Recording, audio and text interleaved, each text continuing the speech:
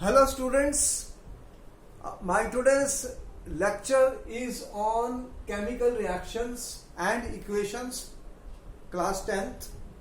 This is the first topic in your book of the science. Here we are talking about today what are chemical reactions. What are chemical reactions? First question is, when I write chemical reactions and equations, the first question you will ask me, sir, what are the chemical reactions?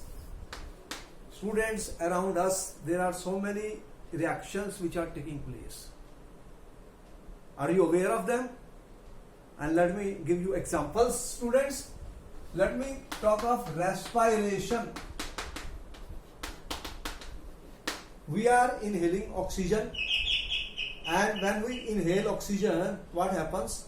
The food which you have eaten, it has got glucose. The glucose reacts with the oxygen, and what we get during the respiration, carbon dioxide, water and heat energy. What I am saying that inside our body, students, you have glucose and you are taking oxygen gas. It reacts to form carbon dioxide gas, water and energy. You are aware of this respiration? Now let me give another example. You are aware of photosynthesis? You are aware of photosynthesis? You know, we have studied photosynthesis in 9th class student science. Plants make their own food. What they have? Carbon dioxide. They react with water.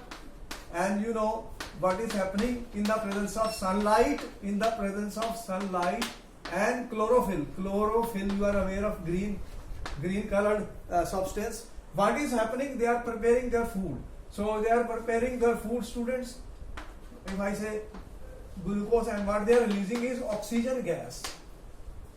Oxygen gas, and what you are giving? Carbon dioxide gas. What is all this, students? Some change is taking place. What type of change we are talking about? New substances are being formed. You know, milk, your mother converts milk into curd at a room temperature. What do? That you are converting milk into curd. This is a different, some chemical change is taking place. Some new substances are being formed. Lactose, if it is having lactose, then what you are getting is lactic acid. Students, you are aware of rusting of iron? Rusting of iron. You have seen that iron gets rusted slow. It's a slow process, but you are aware how much damage it does to the iron. You have heard about large number of sometimes the bridges break down because of the rusting of the iron. If you take iron nail, put it in water, what will happen? Slowly and slowly, you will see that this iron, in the presence of oxygen, students, and in the presence of water, it gets oxidized to form a new compound. The iron is oxidized to form a new compound, which we will explain to you something like this. It is an oxide of iron. The iron rusting means some change has taken place, and all the changes which I have shown, students, they are example of the chemical changes, because new substances are being formed here. So what is a chemical reaction, or what is a chemical reaction? Is that reaction in which the reactants are reacting to form the products. What we are saying, that these are some of the examples which we have told you. You have seen the grapes ripening, or in the sugar mills they are preparing ethanol by the fermentation process, students. And if I take a solution of HCl, this is my HCl, hydrochloric acid, you add zinc, what happens? Bubbles of hydrogen gas, students. Gas is evolved, and solution becomes hot. So what we are experiencing, that some chemical change is taking place. In all these changes, what I am saying, chemical changes are taking place. New substances are being formed. New substances are being formed, students, in the changes which you are experiencing in your everyday life. But students, we already know that there are two types of changes. One is called physical change. Physical change, students, and other is called chemical change, students.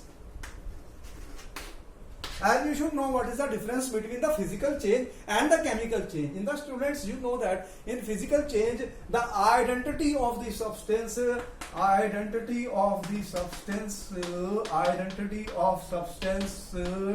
do not change. Do not change. Then what is changing? The physical state is changing. Physical state is changing. No new substance is formed. But in chemical change, students, which whatever we have told you, gas is being evolved, some reaction takes place, and new products are being formed. These are some of the natural processes which we have told you. The food gets spoiled over a period of time, and we say because of the oxidation process is taking place. Therefore, you have to use methods to preserve the foods. You are eating your bread, butter, and once it goes inside the body, the food is being digested, and it undergoes all chemical reactions, and new substances are being formed inside your body, and you get energy also from that. It's very important. So physical change is that in which the substance maintains its identity. Chemical change is that in which new substances are formed, students. New substances are being formed. And for example, let us give some examples of physical change and chemical change, students. For example, if I have water liquid, student, you can convert this into ice solid. What is ice? Ice is solid in the refrigerator. What you are doing? Converting water into ice, but it is still H2O, students. This is also H2O. In chemistry, you will learn there is this type of bonds are present in H2O. So this is also H2O, this is also H2O. New substance has not been formed. Only there is a change in physical state. Similarly, you can heat the water, and what you get is H2O. If I say this is H2O liquid, you can convert it into H2O gas, and you can bring this back to the liquid form, and this also to the solid form. So here you are saying there is a H2O solid, there is a H2O liquid, and H2O gas. So by increasing the temperature, students, I can go from solid to liquid and liquid to gas. And when I cool it, student, this is something called condensation. I can get back the water liquid, water solid. So this is a reversible process, students. Reversible. Physical change is a reversible change. It is only change in the state of the substance, but there is no new chemical compound formation. But students, we have told you that in a chemical reaction, new substances are formed. For example, what I will do now, you take magnesium. Here is a magnesium strip. With a sandpaper, you rub it so that it becomes clear, the surface becomes clear. And I will heat it. You heat it. Here I put a burner, student, and I heat it. And you know that it burns with a dazzling flame. Bright flame. And if I put a dish here, you will get a white powder, students, which is of magnesium oxide. So magnesium, we are saying solid, it reacted with O2 and it formed MgO. It's a new compound, white color solid. So there is a new compound formation. As you can see, solid, you are forming a new substance. This is an example of the chemical change, students. We will try to tell you how to balance the equation, because you have to balance it. So what we have shown here, some of the examples of chemical changes, chemical reactions, and physical changes are those in which the substance maintains their identity. The question number 2 is, so we know what is a chemical reaction. So many examples are given. Then the question number 2 is how to write a chemical reaction. How will you write a chemical reaction, students? And you know, reactants are written on the left hand side. Products are written on the right hand side. Every reaction is written like this: reactants, products. For example, if I say zinc is reacting with HCl, so HCl aqueous I am saying is a liquid. So what is forming? ZnCl2, and you are getting hydrogen gas. So these are my reactants, students. These are my products. These are my reactants and products.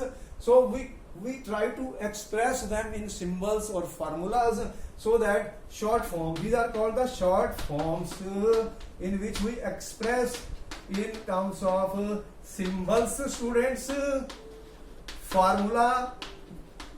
Now these symbols, formula we learnt in 9th class. How to write the formula of zinc, how to write the formula of hydrochloric acid, zinc chloride, hydrogen. So I'm not going into details of that. If required, I will give another lecture on that. But right now we are saying the reactants are on the left hand side, products are on the right hand side for any reaction, students. So we already say that, okay sir, we know the symbols of these elements or compounds which are reacting. And then further it is important that when I write an equation, in chemical reaction, you see what are the characteristics of the chemical reactions. You are saying first new substances are being formed. How will you know that a chemical reaction has taken place? There could be change in color. If I heat lead nitrate, brown fumes are produced. So some color changes can take place if some gas is being involved. You can see that some gas can be evolved during a chemical reaction, and further some solid can be produced. Some solid I represent like this. Some solid or precipitate can be formed, student. NaCl, I add silver nitrate solution, student. This is what is happening. If I add in NaCl, this is aqueous. I will explain to you what is aqueous solid. Then what you get is AgCl and NaNO3. Here, students, this is a solid and it is called a precipitate. I will see in the test tube a white precipitate of silver chloride when I will do this reaction. Further, you know, some heat changes are taking place. Very important point.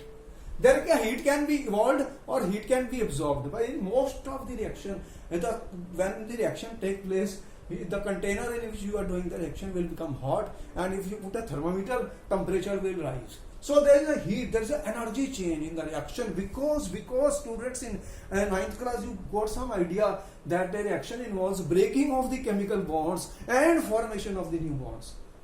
Bond breaking will need energy and bond formation will release energy. Students, for example, when I say hydrogen is HH, you have seen oxygen we represent a double bond, and nitrogen we are saying there is a triple bond. So there is a bond energy.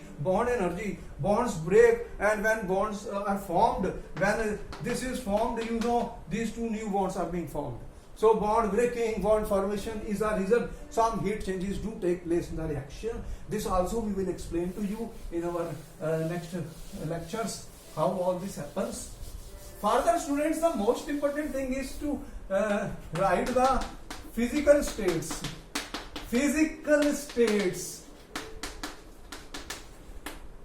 Whether solid is written like this, gas is written like this, liquid L, and AQ is the AQ means in water. So when something dissolves in water, we write aqueous for that, students. So for any reaction, we always write all these symbols also. Then our reaction is complete because we express the physical state. For example, CH4 is burning is example of a combustion reaction, students. we will explain to you what is the combustion reaction.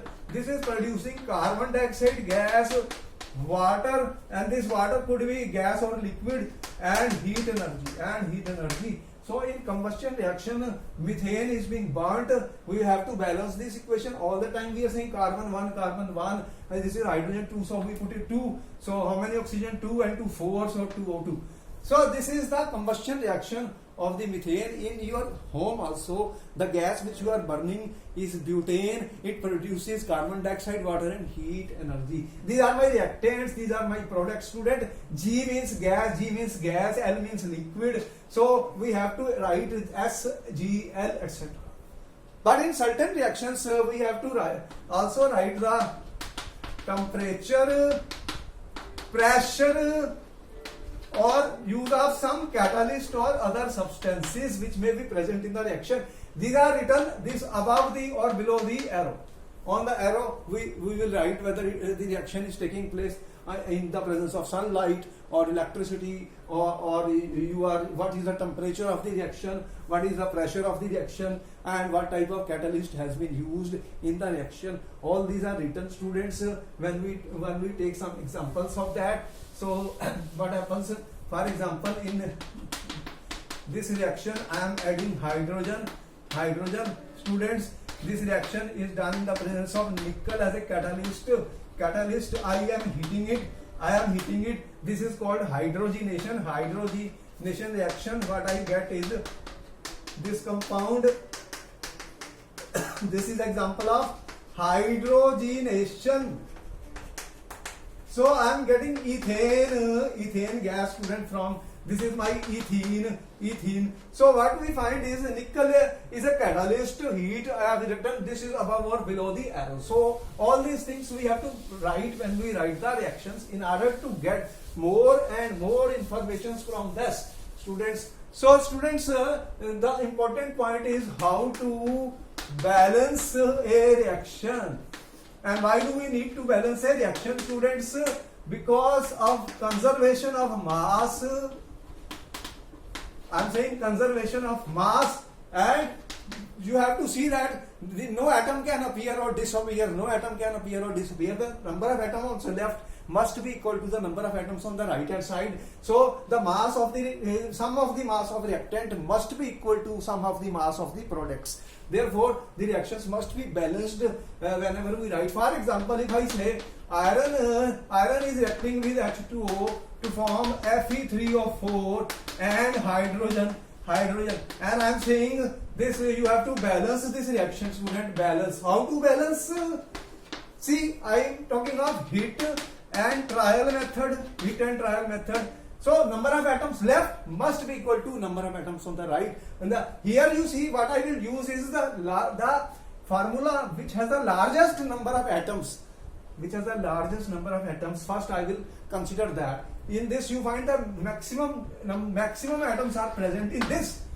So I take Fe3O4. Fe3 means 3 iron. I put 3 iron. Here it says 4O. O is 4. Here it is 1. So I put 4H2O. And now I will see 3Fe, 3Fe, 4O.